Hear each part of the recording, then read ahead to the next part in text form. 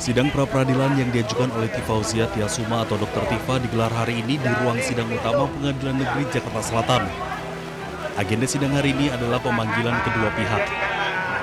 Dr. Tifa menyebut pra-peradilan untuk menguji sah atau tidaknya penghentian penuntutan terhadap dirinya dalam kasus ijazah Presiden ke-7 Joko Widodo.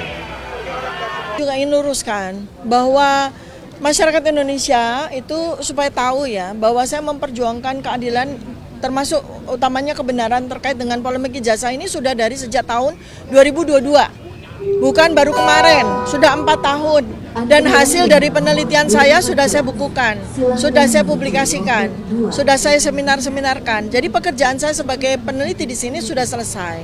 Lalu untuk itu maka saya harus mendarma baktikan ilmu saya untuk urusan-urusan yang jauh lebih penting untuk saat ini, urgent. Ya, tetapi persidangan ini tetap saya hadapi. Sebagaimana diketahui pertanggal 23 Juli 2026 lalu, Dr. Tifa tidak lagi menjadi terdakwa karena perkaranya sudah dinyatakan batal demi hukum oleh Hakim PN Jakarta Timur melalui putusan Sela. Bahkan berkasnya pun sudah dikembalikan ke kejaksaan. Namun demikian, 3 hari kemudian kejaksaan membuat dakwaan baru. Sidang pembacaan dakwaan baru rencananya akan digelar besok. Dari Jakarta, tim liputan iNews melaporkan. Yang di pengadilan itu harus sesuai dengan aslinya. Di bukti surat. Bisa secara hukum bisa ya. Bukti surat ketika saat berperkara tanpa adanya asli yang dibawa atau disamakan fotokopi antara fotokopi itu berlaku. Boleh. Apalagi ada legalisir ya sesuai dengan keperuntukannya. Jadi bukti hukum fotokopi itu boleh. Boleh, nggak ada masalah. Bentar Mas Aiman. Ini tadi dulu. Ini Saudara tadi yang jawab dulu. Saya menjelaskan dulu ini. Ini tadi. Saudara stop dulu. Bapak lihat dan Saudara dengar dulu. nggak? Ini hukum Sabar dulu, Pak. perdata. Sabar dulu. Kopi ini bukan Sabar data. dulu. Saudara Bukan diem ada dulu. legalisernya. Saya kasih tahu. Bapak Diam lihat dulu. nggak? Bapak dengar nggak? Kamu dengar nggak? dan mata Saya nggak? bilang. Pak, balik. Kamu diam Tadi dulu. itu Ini hukum tadi itu perdata. fotokopi, Nanti Mas nggak Roy, ada Mas Roy. legalisernya. Tunggu dulu dong. Fotokopi gimana sih? Dulu, Mas Aduh parah Roy. ini. Nanti, Ini nanti. Kamu contoh ngerti parah nggak ini. hukum itu? Parah. Oke. Parah. Bukan parah, kamu yang parah. Oke, pak. Fotokopi di Saya teman di sini stempel deh. oleh kantor pos Oke. maupun sesuai dengan legalisir. Tadi nggak ada adalah legalisernya, sesuai dengan Pak. itu adalah bukti surat yang sah. Nggak bisa kantor tadi nggak ada legalisernya. Nah, Dengar terus nggak sih? kedua, saudara Aduh, ini nggak meneliti denger. jasa Nanti, hak Mas Roy. orang lain. Dia Ada nggak izin denger, nggak nggak? lihat lah, parah, Ada udah. izin nggak?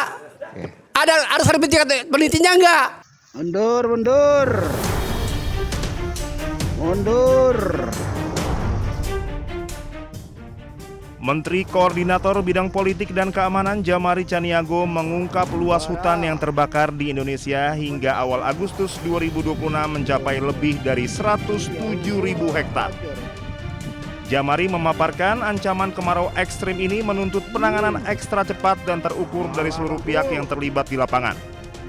Ia berharap seluruh tim gabungan dapat menahan laju perluasan area terbakar melalui pengerahan personil secara masif.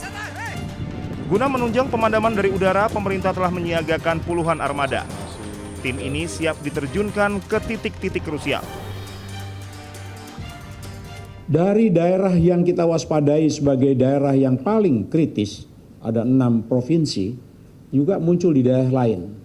Di daerah lain di luar yang 6. Kalau yang 6 kita pantau dengan ketat.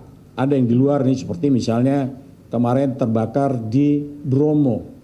Itu sudah segera kita tuntaskan. Semalam sudah tuntas, mungkin tinggal 1 titik api saja. Kemudian di Jawa Barat juga sudah selesai di Gunung Gede Pangrango di situ. Itu pun sudah selesai. Kemudian di sekitar Rinjani juga ada, itu juga sudah selesai. Yang kita waspadai memang ada pada 6 provinsi itu. Itu adalah mulai dari mulai dari Riau, kemudian Jambi, Sumatera Selatan, Kalbar, Kalteng, dan Kalsel.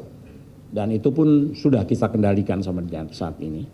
Beberapa laporan tadi yang disampaikan oleh para gubernur, para kepala daerah, juga sudah meyakinkan bahwa keadaan itu akan kita hadapi dengan cepat. Sebelumnya, Menteri Keuangan Purbaya Yudi Sadewa mengatakan pemerintah tengah menyiapkan paket stimulus pada semester 2 2026 untuk mengantisipasi dampak El Nino yang sudah mulai aktif sejak Juni dan berpotensi mempengaruhi berbagai sektor. Purbaya mengatakan Presiden Prabowo Subianto telah menginstruksikan agar stimulus tersebut segera disiapkan sebagai langkah antisipasi terhadap potensi dampak El Nino terhadap perekonomian. Sekiranya akan diumumkan kapan Pak untuk El Nino, stimulus El Nino? Diumumkan kapan kira-kira Pak? Begitu selesai ya kita jalan. Tapi masih diskusikan sekarang. Ini kan kalau diskusi kadang-kadang nggak langsung sejam selesai. Beberapa lama. Kami sedang menunggu kementerian terkait mengundang kami untuk masalah kebijakan stimulus itu. Hingga kini pemerintah belum menetapkan nilai anggaran maupun rincian program karena proses pembahasan masih berlangsung. Purbaya menjelaskan Kementerian Keuangan masih menunggu usulan dari Kementerian Teknis sebelum stimulus tersebut diputuskan. Dari Jakarta, tim liputan Anyus melaporkan.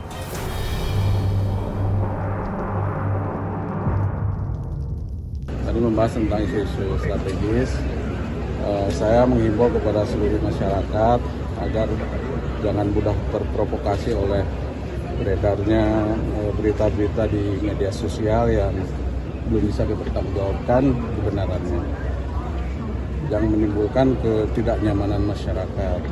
Saya menghimbau kepada masyarakat agar tetap melaksanakan aktivitas seperti biasa, dan TNI sudah dan akan terus melaksanakan patroli di wilayah-wilayah untuk mengamankan masyarakat dan membuat rasa aman di masyarakat. Jadi kemarin juga sebenarnya yang pertama buat laporan polisi itu adalah pihak kita.